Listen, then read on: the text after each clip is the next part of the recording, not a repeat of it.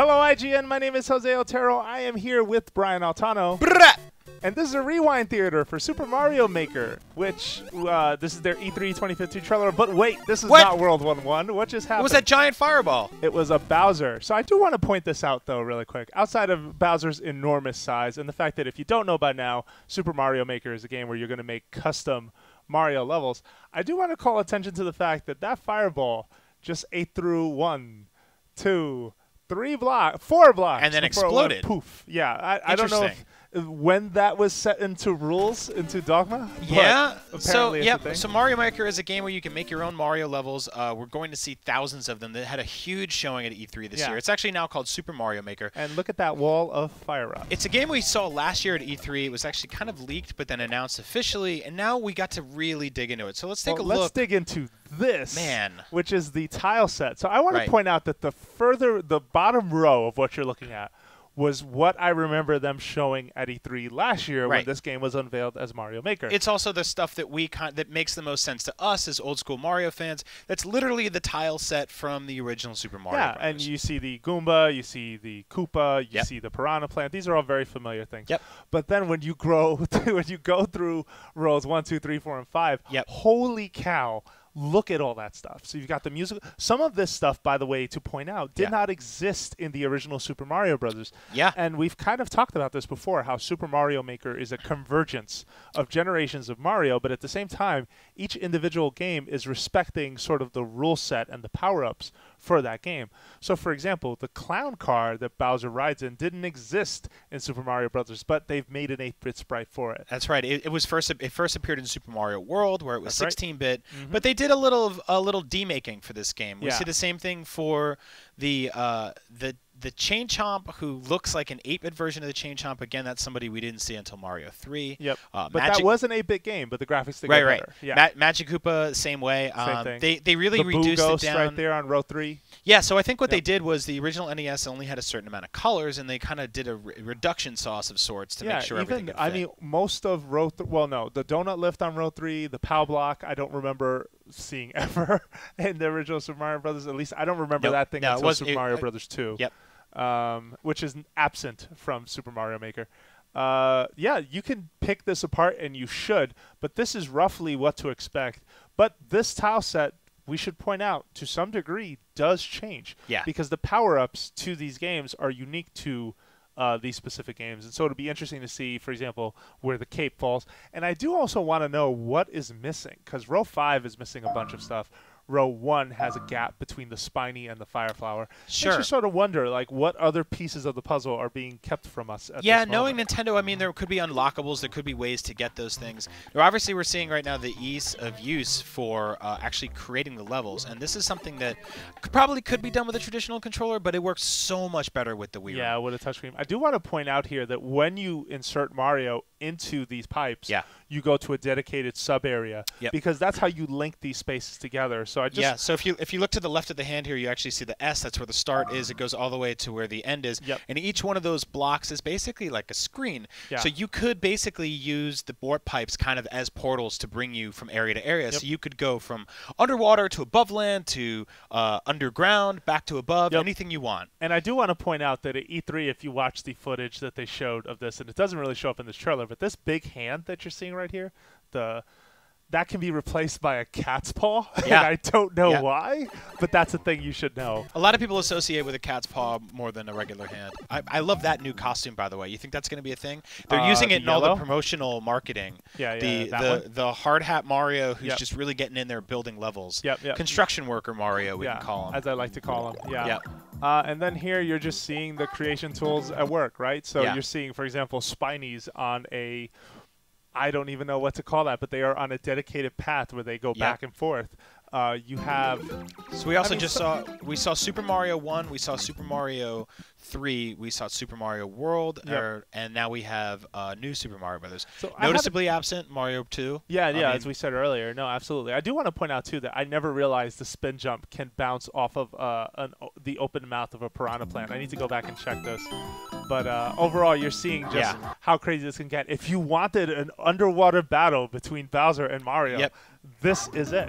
And that was one of the things they pointed out to us when we actually saw it, was the whole notion of, hey, You can add water physics to a level you made and completely change the way the level feels. I just want to point out these are cheap chiefs being thrown by Lucky 2 here. Right, and another thing to add here too. There are dozens of thwomps here. They're all varying in size, so obviously you'll be able to change the size. But for the very first time in official Nintendo video game history, we're playing 8-bit Mario games without any slowdown, no matter how many characters are on screen. This is true. And that's something that's really cool to see for the very first time. Yep. Usually when you had a certain amount of enemies back in almost any NES game, things chugged. Yep. But that's not happening here.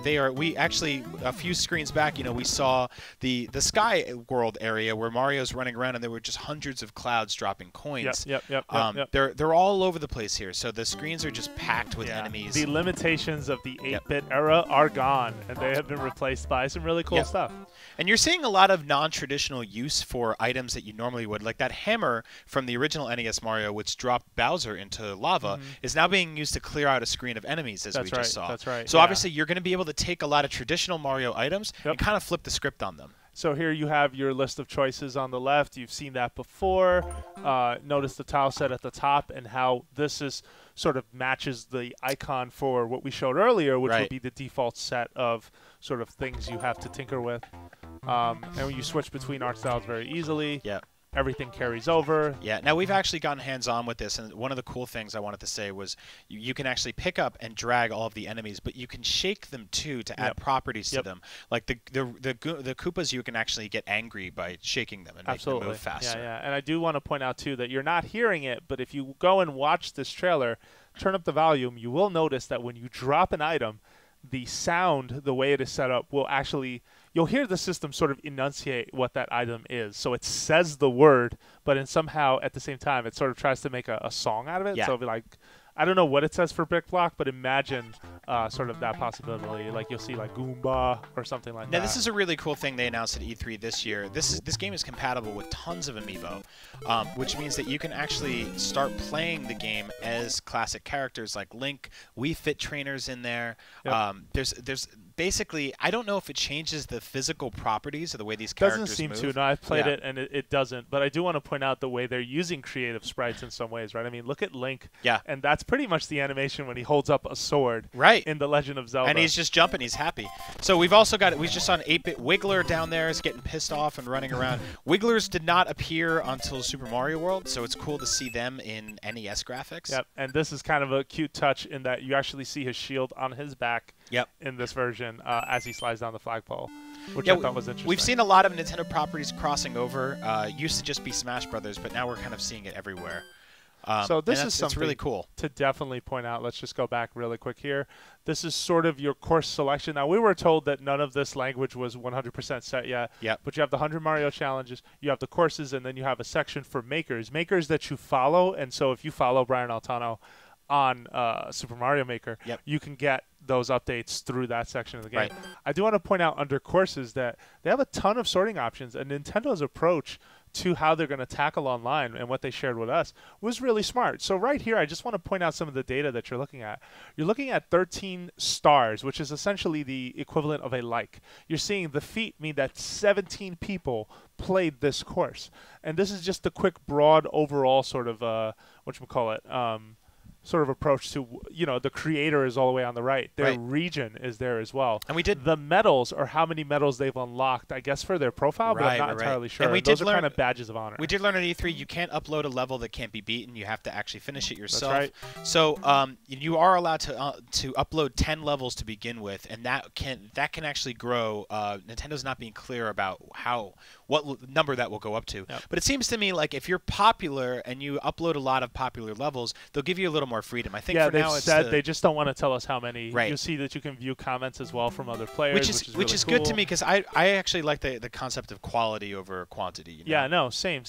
So this is a new hat that Nintendo showed for the first time, I believe, at E3. They showed that there were hats and abilities that hats can do, and I'm just trying to pull it up really quick. Look at this stage.